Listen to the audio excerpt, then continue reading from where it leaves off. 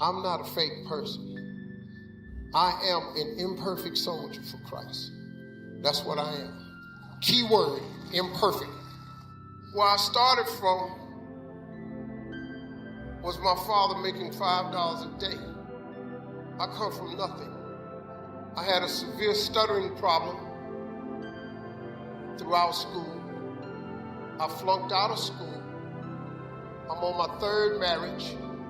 I lost everything I ever owned twice. I've been homeless and lived in a car for 3 years. My father was a coal miner. My father made $5 a day with 5 kids. I'm the youngest of 5. A lot of you are young in this room. I want to teach you something that I learned that changed my life also. Everything that changed my life came from God. We talking about next level? I'm finna show you how to get there. I've been debating on how I was gonna do this, but I thought the best way to go about this is just tell you my story. And in my story, maybe you can see some of yourself.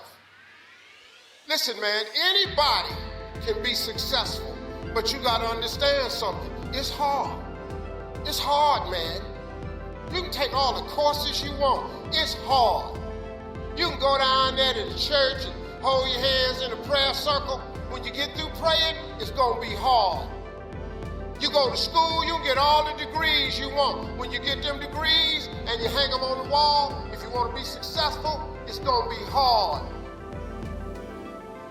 It's hard being successful. That's the first thing you need to understand. I was telling you that I lived in a car for 3 years. In my 30s, I was homeless. I was homeless based off of a decision I made. October 8th, 1985, I walked in a comedy club for the very first time. Never been in a comedy club, but I had been writing jokes for a dude taking my jokes, going to a comedy club. He was paying me $10 for it. I had never been to a comedy club, had never heard of a comedy club. I was writing for a buddy of mine named AJ Jamal. He would pay me $10 a joke. One day, I was writing some jokes for him, and I was over his house to drop him off, and this girl named Gladys Jacobs came over to the house. And she said, "You the dude that's writing the jokes for AJ Jamal?" I said, "Yeah." She said, "He the funniest dude at the comedy club." I said, "At the what?" She said, "He's the funniest dude at the comedy club." I'm 27. I've never heard of a comedy club. Now, all my life, I wanted to be on TV. I'm going to tell you that story a little bit later. But I just said, man, at the comedy club, she said, "You should come." She said, "Why don't you tell the jokes yourself?" Now, I'm thinking, I said, man, this could be what I've been asking God my whole life. See, some of you in the spot where you keep asking God, what do I do next? What's my next move? You know the hardest thing about your life? Trying to figure it out. Ain't that hard? But do you know that you ain't supposed to do that? Do you know that God already designed you for a purpose in life? And if you would just simply ask God what it was, he could guide you to it, and the search for what I'm supposed to do would be over. But oh no, we so busy figuring it out. I got news for you. How to do something, the how-to is none of your business. That's what I never knew. So I was just wanting, man, to just be on TV since I was a little kid. And the girl said, "Come to the comedy club." So I go to the comedy club with her. She said, "We gonna go Tuesday night. I want you to sign up to perform next week. And then I want you to see how I go first." I said, "Cool." So I went, I walked in the comedy club, I signed up for the following week, and I sit down, supposed to be 10 dudes perform. 9 of them went up. Now I ain't laughed all night. She said, "You're not laughing at none of these jokes." You know why? Because what they were doing was my actual gift. It was the thing I've been doing my whole life. So I wasn't laughing at their jokes because I knew everything they was going to say, and I knew everything they should have said where the joke would have really been funny. So I'm just sitting there just a student, man. So it got to the 10th guy, and they called his name, and nobody went up. And they called his name again. They said, well, looks like number 10 isn't here. We're going to go to next week's list.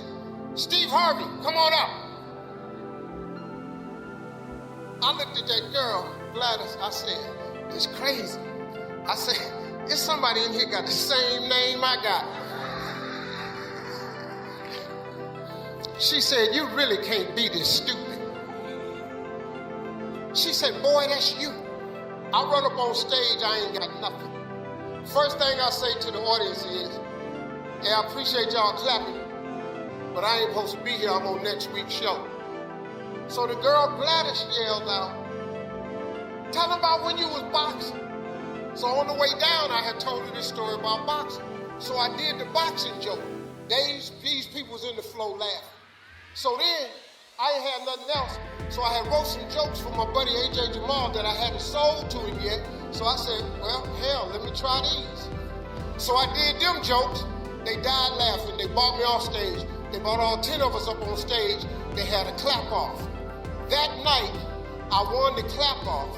I won amateur night, October 8th, 1985. They paid me $50. I get in the car. I'm 40 minutes from my house. Gladys is driving me home. I'm crying the entire time. I can't stop crying. She said, what you crying for? It's just $50. I said, no, you don't understand. This ain't $50. I've been born to know. This ain't $50. This God answering a prayer of mine that I've been praying for 20 years. This ain't $50. This is what I'm gonna do the rest of my life. I went to work the next day, October 8th, 1985, and quit my job. I have done nothing since October 8th, 1985, except one thing. I've been telling these here jokes. That's all I've ever done. That gift that God gave me, you know, the Bible says your gift will make room for you. It'll make room for you. See, if you're not doing your gift, you're wasting your time. Your gift will make room for you. You got to identify your God-given gift. If you don't identify your gift, you're going to waste your time. Telling jokes is my gift. So even as a motivational speaker, I use my gift. Nothing's more boring than sitting up listening to somebody talk for 45 minutes and you ain't laughed in 45 minutes. Listen, if I want to, I could turn this into a comedy show. I'm prompting everybody in here be throwing up. If I want to. 1968, came off school off of a summer vacation. I'm 10 years old. The assignment the teacher had was everybody in the school class write your name on a piece of paper and what you want to be when you grow up. I wrote on my paper, I want to be on TV. That's what I wrote. That lady said, turn in your papers. She went around the room, called everybody's name up. You had to stand while she read your paper. She read off everybody's name.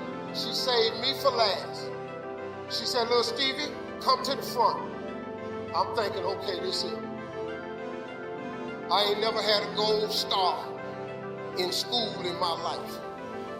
I've never been recognized for academic achievements in my life. I've never got an award of any kind in my life. Here I come. Little Stevie coming to the front. I got a belt that's too big, it's tied around me twice. They used to call me Tater Chip in school because I was shaped like a potato chip. And I walked up there and I'm standing in front of class. Now I told you a minute ago I had a severe stuttering problem in school. I could not talk outside of my house. I stuttered severely.